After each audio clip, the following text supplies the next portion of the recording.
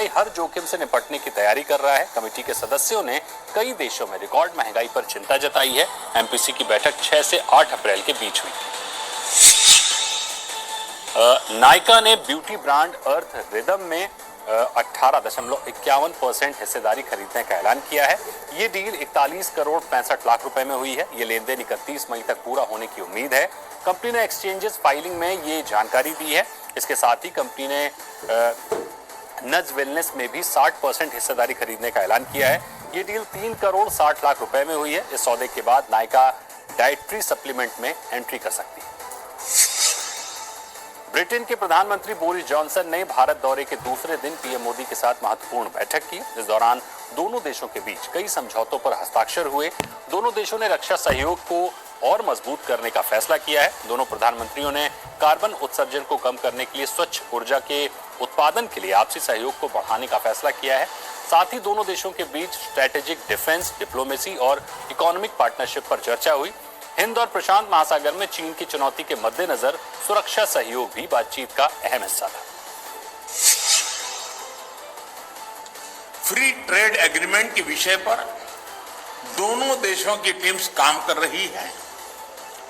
बातचीत में अच्छी प्रगति हो रही है और हमने इस साल के अंत तक एफटीए के समापन की दिशा में पूरा प्रयास करने का निर्णय लिया है। पिछले कुछ महीनों में भारत ने यूएई और ऑस्ट्रेलिया के साथ फ्री ट्रेड एग्रीमेंट का समापन किया है। उसी गति, उसी कमिटमेंट के साथ हम यूके के साथ भी एफटीए पर आगे बढ़ना चाहेंगे। वहीं ब्रिटेन के पीएम बोरिस जॉनसन के संबोधन का अंदाज भी जोरदार रहा। अपने संबोधन में बोरिस जॉनसन ने प्रधानमंत्री नरेंद्र मोदी को खास दोस्त बताया। बोरिस ने कहा कि नरेंद्र माय खास दोस्त। उन्होंने कहा कि इस चुनौतीपूर्ण समय में हम खास दोस्त और करीब हो जाते हैं।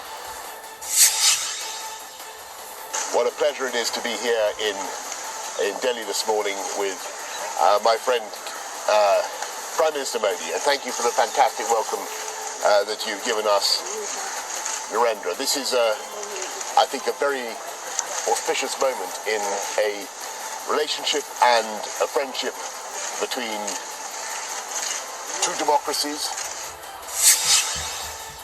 भोपाल पहुंचे केंद्रीय गृह मंत्री अमित शाह का भव्य स्वागत हुआ। अमित शाह ने लिंक रोड नंबर से बीजेपी ऑफिस तक 2 किलोमीटर लंबा रोड शो किया। इस दौरान पेपर ब्लास्टर गन से फूल बरसाए गए। कश्मीरी पंडितों ने भी शाह का स्वागत किया। बीजेपी ऑफिस पहुंचकर गृह मंत्री ने कोर कमेटी के साथ बैठक की। कोर कमेटी के 16 लोग इस बैठक में शामिल हुए। भोपाल के जम्बूरी मैदान में तेजू पत्ता संग्रहालय के सम्मेलन में शाह ने मुख्यमंत्री शिवराज सिंह चौहान की तारीफ की। उन्होंने कहा कि देश में ऐसा पहली बार है जब किसी सरकार ने आदिवासियों को जंगल का मालिक बनाया है।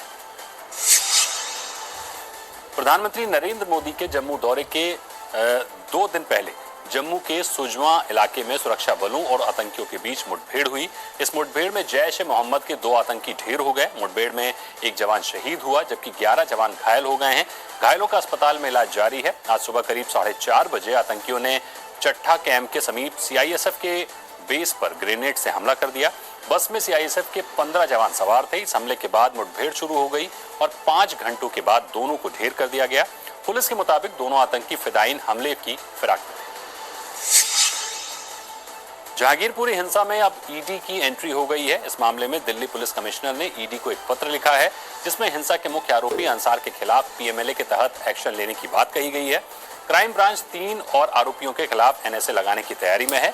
अब तक 5 आरोपियों के खिलाफ एनएसए लगाया जा चुका है। इस बीच सुरक्षा के मद्देनजर जहांगीरपुरी में दिल्ली क्राइम ब्रांच ने सीसीटीवी इंस्टॉल किए हैं। जहांगीरपुरी में आज Indian Muslim league, Bajrang Dal और विश्व हिंदू परिषद का डेलीगेशन पीड़ितों से मिलने पहुंचा। राजस्थान के अलवर जिले के राजगढ़ में 3 मंदिरों को तोड़े जाने का मामला सामने आया। इसके बाद बीजेपी कांग्रेस सरकार पर हमलावर हो गई।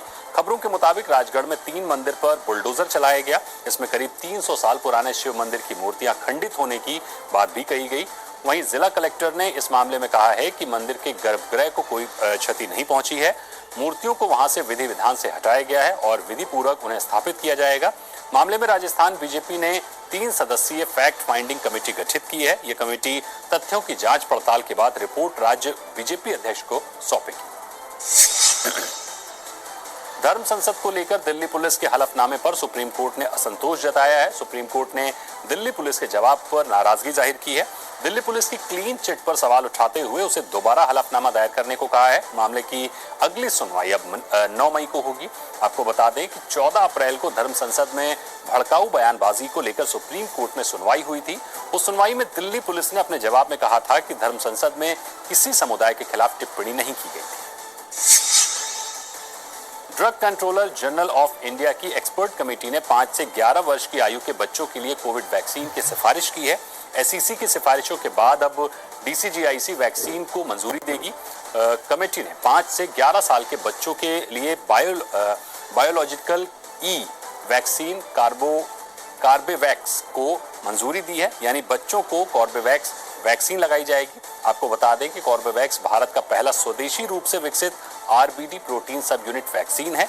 अभी देश में 12 से 18 साल के उम्र के बच्चों को वैक्सीन लग रही है। देश में कोरोना के मामले लगातार बढ़ रहे हैं। पिछले 24 घंटे में कोरोना के 2451 नए मामले आए हैं। ये लगातार तीसरा दिन है जब कोरोना के 2000 से ज्यादा मामले दर्ज हुए हैं।